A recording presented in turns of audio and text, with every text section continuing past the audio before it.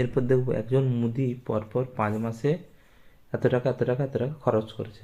এটা বড় ক্যালকুলেশন, ঘরের অঙ্ক। আমরা লাস্ট ডেট চেক করলে কিন্তু উত্তরটা পাচ্ছি না, কারণ সবই 91 করে এক আছে। তাহলে আমাদেরকে এটা যোগ করেই করতে হবে। যোগ করে করলে আমরা দেখব যে 2 2 0 5 7 আর 5 19, 9 হাতে 1 থাকছে, 6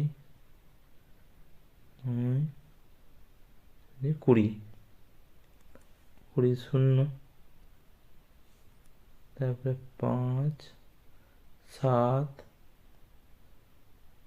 15 30, 30-এর 0 কটা 6 আছে, 6টা, 5 6 30, 1 31, 31 আর 3 34। এই টোটাল 5 দিনের, 5 দিনের কত 34। তারপরে 6 দিনের গড় কত ইন্টু 6, গুণ করলে কত হচ্ছে 65 6 390, 2 0। বিয়োগ করলে, বিয়োগ করে দেখতে পাচ্ছি 1 আসবে, 1 5 করতে 4, মানে option C the right answer.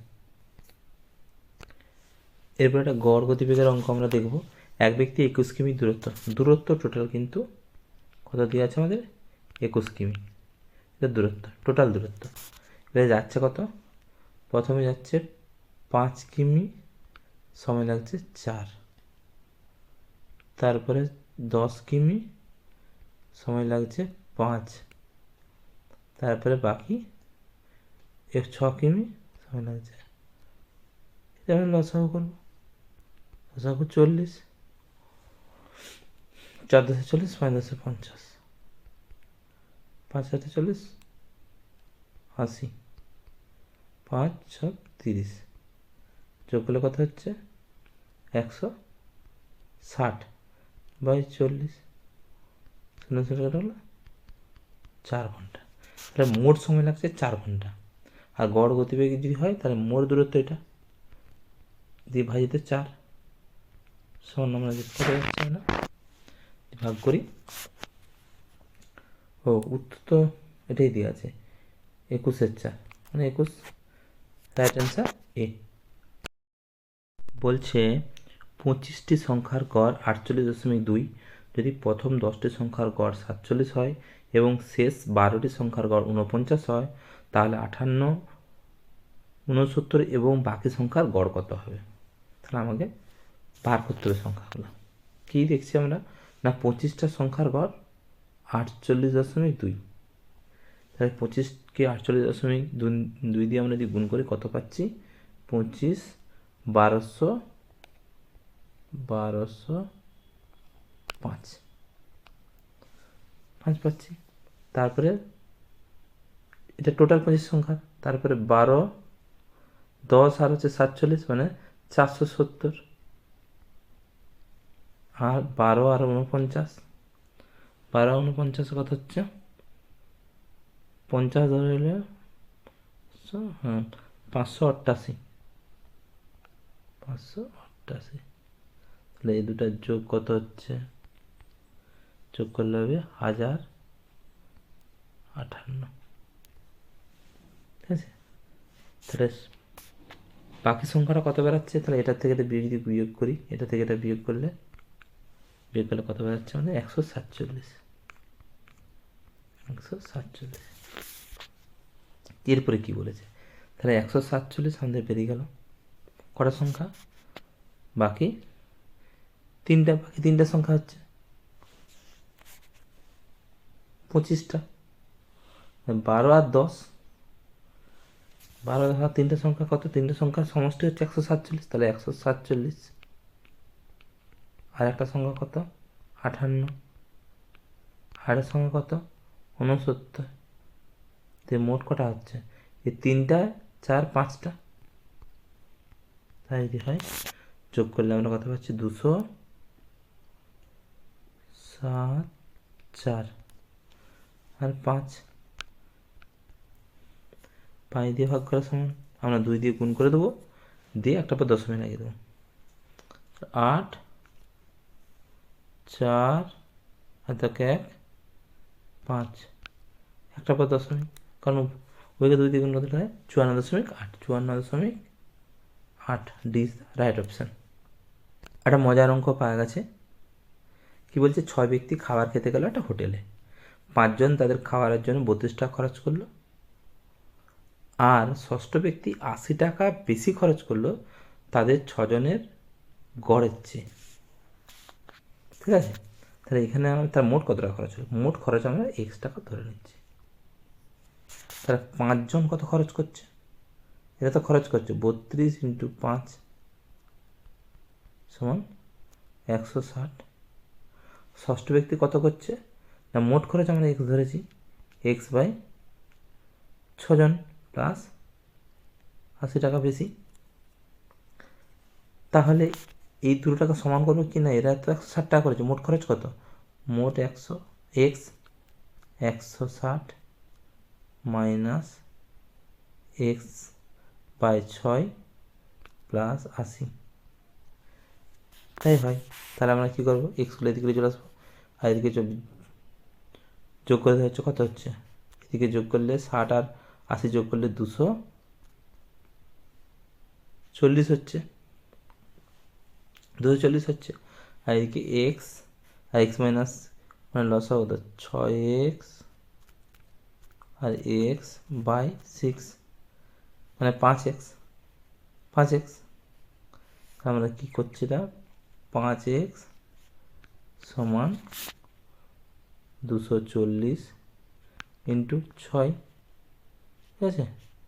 দিয়ে একবারে 5টা কেটে দিলাম, এক্সট্রা এখানে বসে 5 দিয়েছিলাম, তাহলে 5 দিয়ে আমরা কাটাকাটি করি, কত হবে 48, 48কে 6 দিয়ে গুণ করলে 288, 288 রাইট অ্যান্সার ডি। একটি গড়ের অঙ্ক কি বলেছে আমরা দেখব। পিতা ও পুত্রের বর্তমান বয়সের সমষ্টি 50 বছর। যখন পুত্রের বয়স পিতার বর্তমান বয়সের সমান হবে, তখন তাদের বয়সের সমষ্টি হবে 110 বছর। তাদের বর্তমান বয়স কত? আমরা দেখছি কি না, দুজনের বয়সে অপশান দেখলে কি দেখছি প্রত্যেকেই 50 আছে, তা আমরা অপশান ধরে হবে না। কিভাবে করব না, বলেছি তাদের বয়সের সমষ্টি 50 বছর, সমান কবে হবে, আমরা 110 বছরটা পাচ্ছি, আর 50 মাইনাস করলে আমরা কত পাচ্ছি 60 বছর। এই 60 বছরটাকে 2 দিয়ে ভাগ করলে সমান করতে হবে, সমান 30 বছর। মানে 30 বছর হলে, মানে 30 বছরে পিতা পুত্রের বয়স সমান হবে। তাহলে পিতার বয়স আমরা এক্স যদি ধরি, পিতা এক্স, পুত্র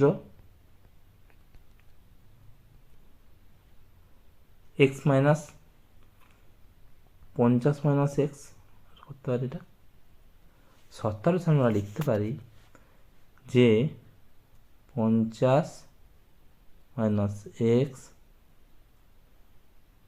প্লাস 30 বছর, এটা সমান পিতার বয়স, এটা সমান পিতার বয়স।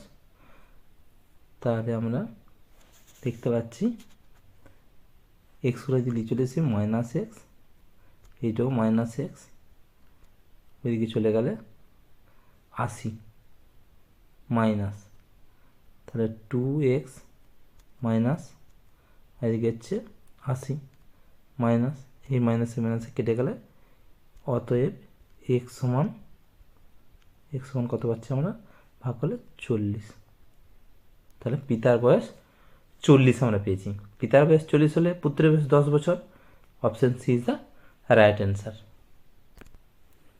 একটি ছাত্রাবাসে প্রথমে 50 জন ছাত্র ছিল, ভালো। সেখানে আরও 14 জন নতুন ছাত্র থাকতে আসার ফলে ছাত্রাবাসে মাসিক খরচ টাকা বেড়ে গেল, কিন্তু ছাত্রপিছু গড় খরচ 1 টাকা কমে গেল। তাহলে প্রথমে ছাত্রদের মাথাপিছু গড় খরচ কত ছিল আমাকে, তাহলে আমরা আগে এই 50 জন ছাত্র ছিল, এদের গড় খরচ এক্স টাকা ধরে নিলাম। তাহলে কত খরচ হবে আমাদের? 50x টাকা, 50x টাকা হলো। তারপরে কি হচ্ছে, পরে 14 জন ছাত্র এসছে, সেই 14 জন ছাত্র এসছে মানে 14 যুক্ত হয়েছে, যুক্ত হয়ে কত? 50-এর সঙ্গে 14 যদি আমরা যোগ করি কত হচ্ছে? 64 জন, 64 জন। তখন খরচ কত হচ্ছে? তাহলে 64 যখন যখন ছিল তখন কি হয়েছে না, খরচ 1 টাকা কমে গেছে, x-1, মানে 1 টাকা গড় ধরেছিলাম।